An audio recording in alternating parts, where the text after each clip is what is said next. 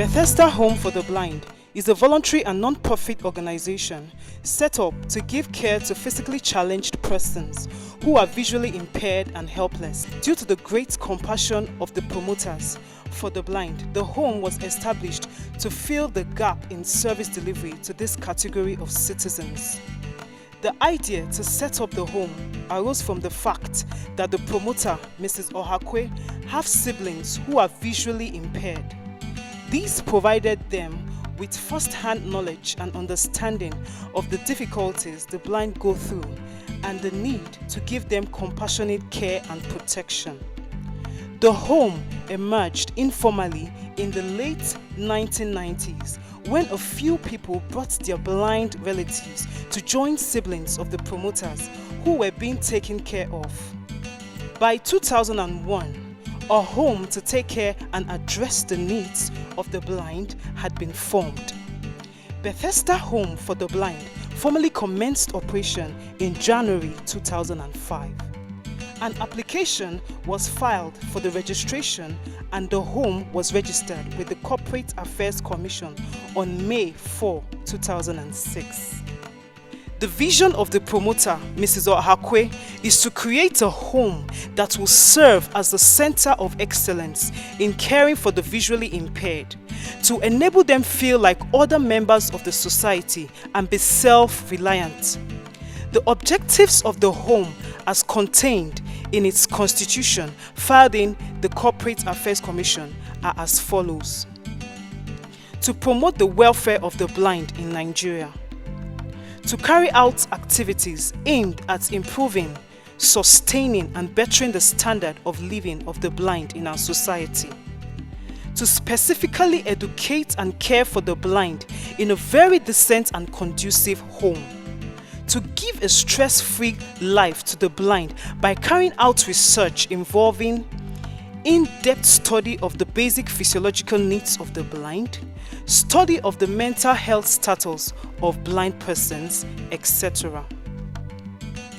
Based on its constitution, the home is run by an executive management made up of the following officers: the CEO, the executive director, the program director, the secretary, and other nominated officers. There is also a board of trustees responsible for the formulation of policies and programs in line with objects of the home, ensuring that approved policies are diligently implemented, deciding on how the fund of the home shall be expended in line with its objects. Currently, the day-to-day operation of the home is under the charge of the executive director, who is assisted by home assistants, a nurse, cooks and stewards. In addition to these, teachers and skill instructors are hired to train students in the home. Every blind person who agrees to stay at the home is eligible to be admitted irrespective of the person's place of origin, religion or cultural background. There is enough accommodation at such home for such applicant at the time of his or her application. The home is presently located at 8 Popo Street, Tedrosho. It is accommodated in a 5-bedroom apartment with basic amenities such as bathrooms and toilets provided with running water, kitchen, etc. The male and female students of the home are accommodated in separate rooms to ensure privacy. Also, every student has his or her separate sleeping area and materials for their comfort. Facilities available for the provision of utilities are electric generating set, water pumping machine, water storage tanks, etc. The home has a band set, which is used to provide recreation and training to the students. Equipment in the band set includes keyboard, trumpet, guitar, loudspeakers, band support musical equipment, etc. The promoters and managers of the home recognize that one of the best ways of ensuring the health and happiness of the student is to feed them well. and provided regularly with food supplements. The home has employed dedicated cooks and stewards who prepare meals and serve students. The home has a resident nurse to regularly monitor the health of the students. Deliberate care is taken to prevent diseases among the students. In addition, the home is registered with the hospital with experienced medical personnel where students are taken to when there are illnesses, i.e. Tunrayo Hospital, number 21, Olajuwon Street, Yaba, Lagos. The students are also made to undergo routine medical checks regularly.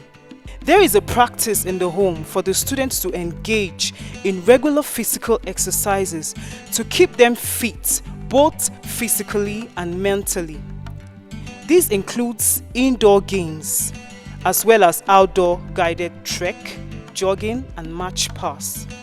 In order to take care of the physiological well-being of the students, the home engages the services of psychologists, counselors, and religious groups to talk to the students.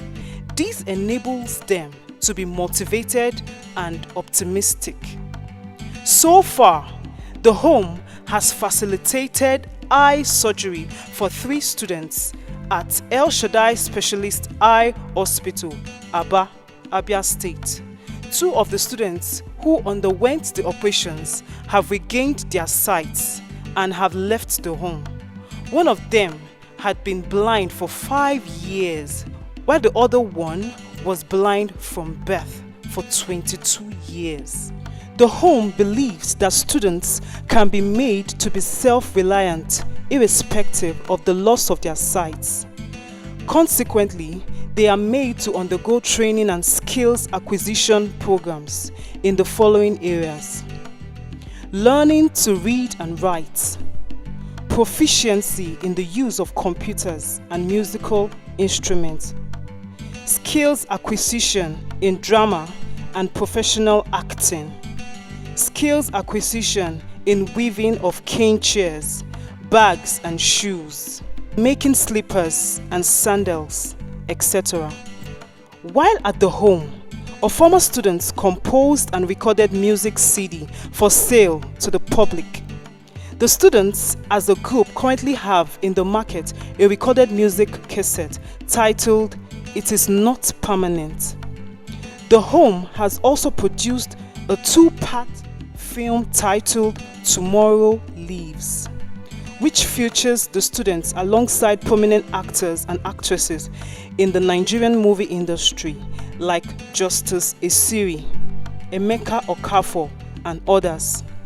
The music CD and movie are currently being sold in the market and can be obtained from the home on request.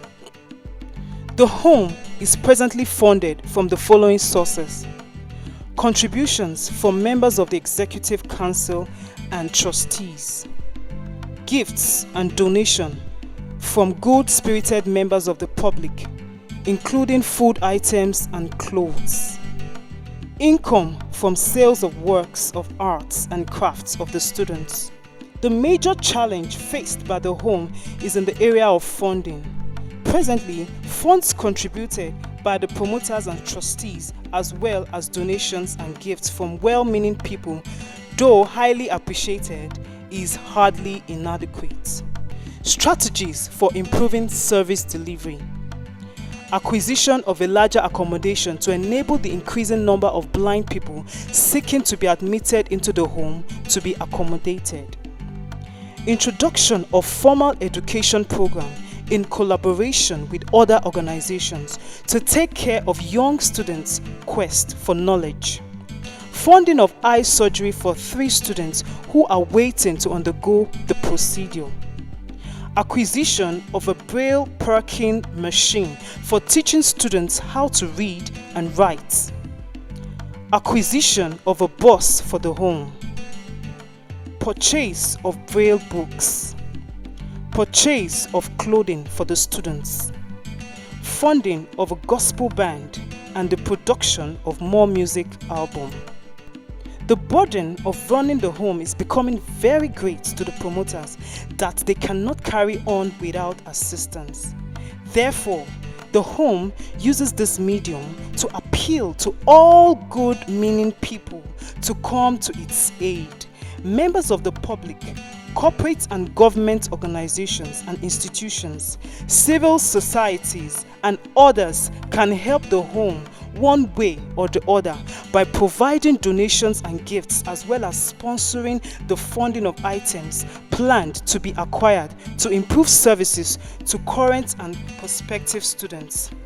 This could include food items, clothing, and other consumables. The promoters and trustees assure that any resources received will be transparently and efficiently utilized for the purpose of promoting the objectives for which the home was established. I really love to be alone without all the ache and pain and the April